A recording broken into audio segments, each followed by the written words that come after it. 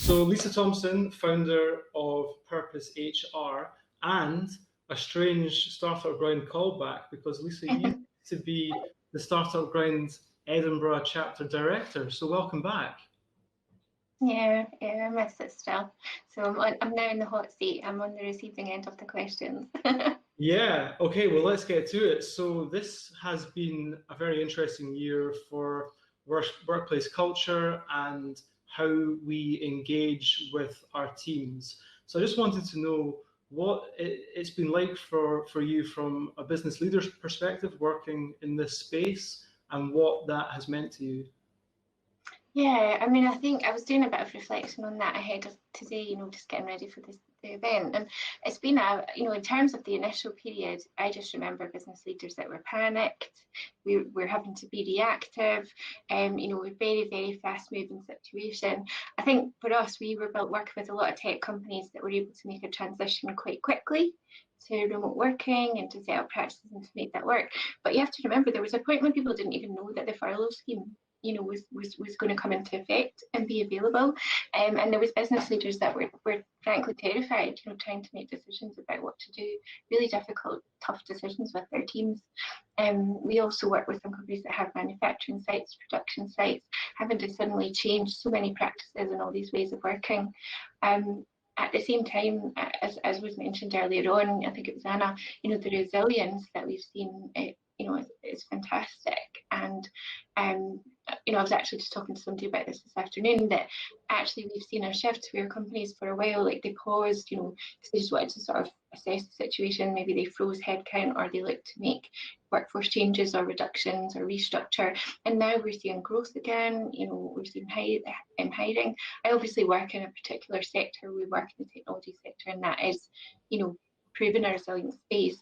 But companies have shifted, so many things, and actually shown that a lot of practices that maybe they were lagging behind on or just hadn't jumped ahead with actually can work. Yeah, Perhaps it's been a big factor.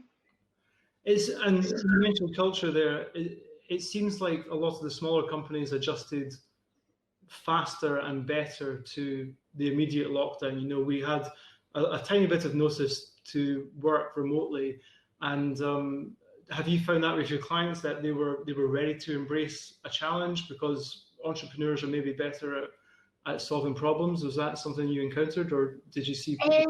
We work with a lot of clients. We have 25 routine clients that we work with, and then we have others. So I don't like to generalize, and I definitely saw different things in different companies.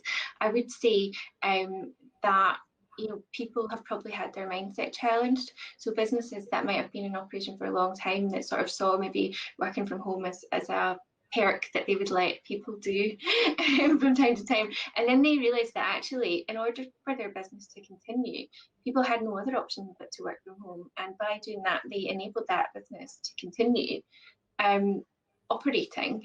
And then they realised that it's not a perk that they're letting people do. It's actually an essential operation that's let, it's not working from home because they've been allowed to. It's having to work from home in a pandemic, in that situation where we were all locked down. And then they've almost been a shift in dynamics where they realised that people should be trusted, and almost that value has come across. So, a whole range. And some companies that were like, well, we've been doing this for years anyway. What's the big deal? So it's a huge range. That's a massive positive for the whole kind of work landscape. Is there any other positive reflections that you're taking out of this year? Just about the opportunities to do business. I'm aware we're privileged because the services that we do can be carried out remotely, and I recognise that, and I'm grateful for it. But we're able to do business now very quickly with people in different localities. We don't have to travel. It opens up so many opportunities, and I think entrepreneurs embrace that. If you'd asked me this time last year, would I have clients that I'd never met in person? It would shock me, and actually we've got over 10. So there's so many opportunities. And on that, on opportunities, where you are in the leadership position and how you see the landscape going forward, is there anything that you're particularly positive about as we end this year and embrace whatever comes next? Definitely. I think what has happened is the blurring of lines between home and personal and work, and actually a recognition of the person as a whole much more. So particularly things like, you're in my house, all of that. You and I have been on many calls with each other. Children have been heard each other are in the room, and I feel like in that way that we make much more of a personal connection. So many people, and actually I think there's more recognition that work does not always have to be within fixed hours at a desk in an office.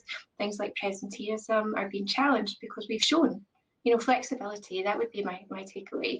Businesses realising the benefits of embracing different working hours, different patterns, and being more inclusive, and seeing actually tangible benefits.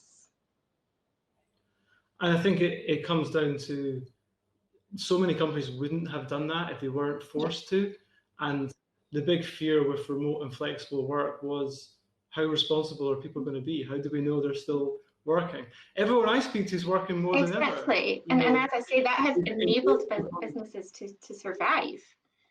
So they can't then pull that back when situations change. I think there's got to be recognition and gratitude